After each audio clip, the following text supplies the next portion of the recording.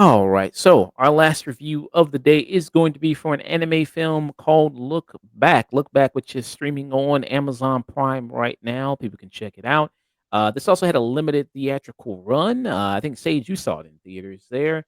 I didn't actually. I Oh, had to okay. wait for the Amazon Prime release. I wanted to, but it was like, I mean, I think it was like one night or two nights or something, and I just happened to not check on the right night, and the next Ah, time I looked, I was like, oh, it was yesterday. yeah. So if people were lucky enough, this did get released in theaters there, but it's at home streaming right now if you have Amazon Prime there.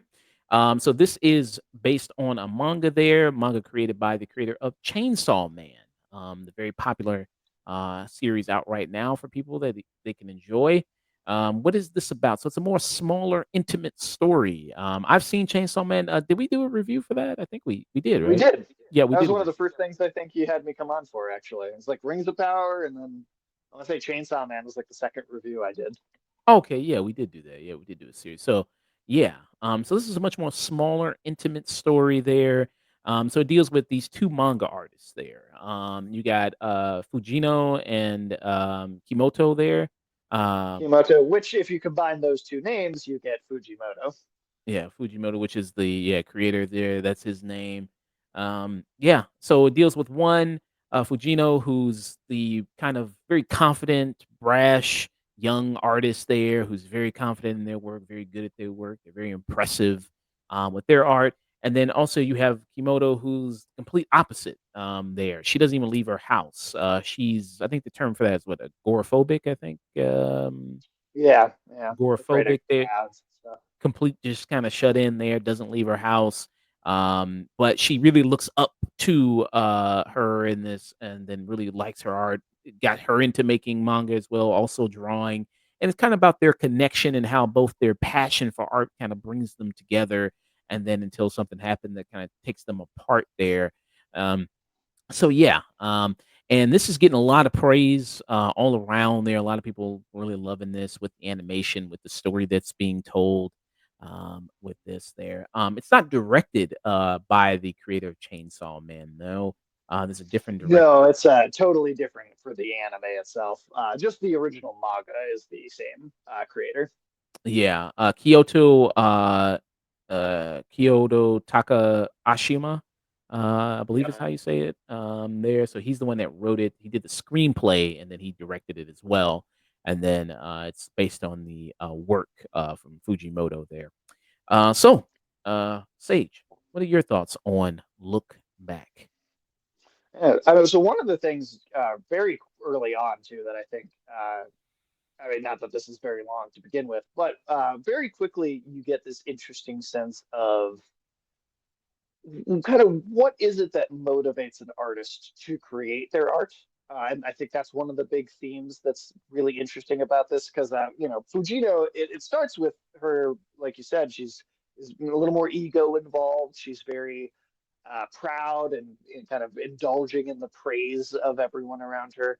And it seems like that ego and that praise is kind of what's driving her artistic creation, her interest in creating.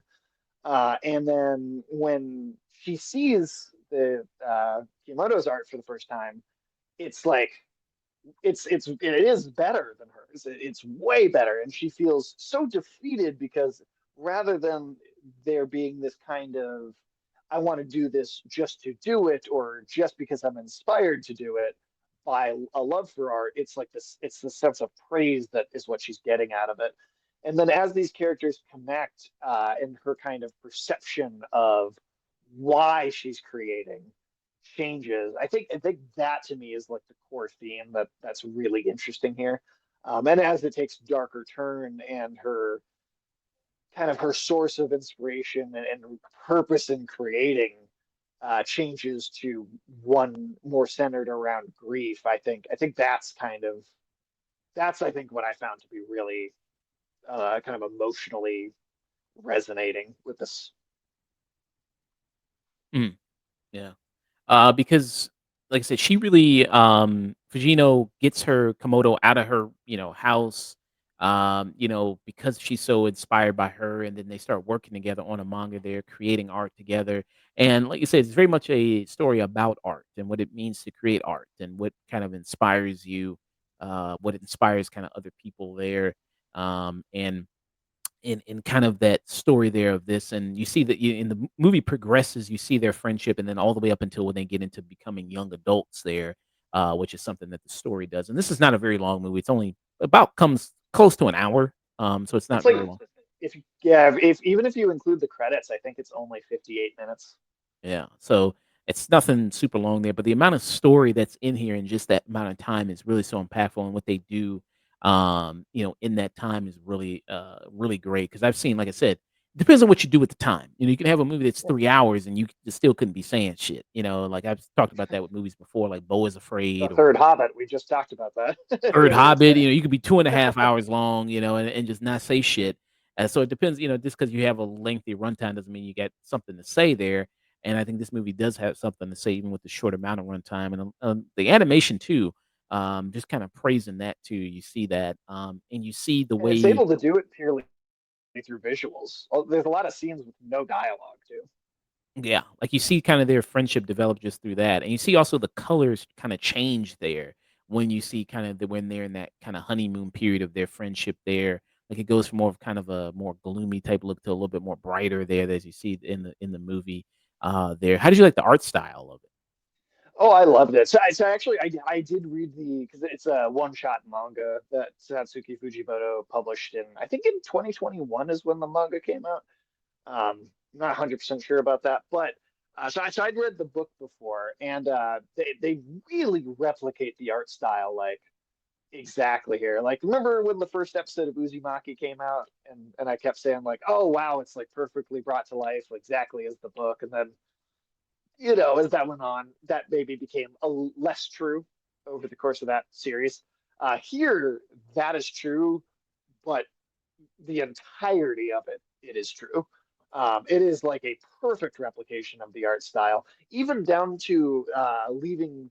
And this is something I think I mean, people might have seen in like Wolf Walkers back in like 2020, but there's a really nice detail of leaving a lot of the sketch lines in the final image, even after all the coloring and all the hard lining and kind of final version of the animation. There's these kind of rough sketching lines that are kind of left in that just really give it this extra sense of motion and style that I just really really liked. Yeah. Yeah, so I just like really what this, had to say, about creating and about art there. And this can apply to, yeah, so many artists out there, so many people like that who do create. And I thought that was really special. Speaking of that, do you feel like if you didn't know this was from the creator of Chainsaw Man, could you guess, like, if you had to say, like, or I would because the reason that I would know right away is because as Fujino as they're young adults, and there's a little bit of a split where they're not working together so much anymore, as they kind of mature and grow up a little bit and get into that young adult life. Fujino gets a publishing deal to do like a serialized manga. They're both meant to work on it together at first, but Kiyomoto, she wants to go to art school, and she's like, I'm sorry, but I can't. I really want to do this other thing. And so Fujino ends up doing the series, and like every single shot you see of the manga that she's publishing is a shot of Chainsaw Man.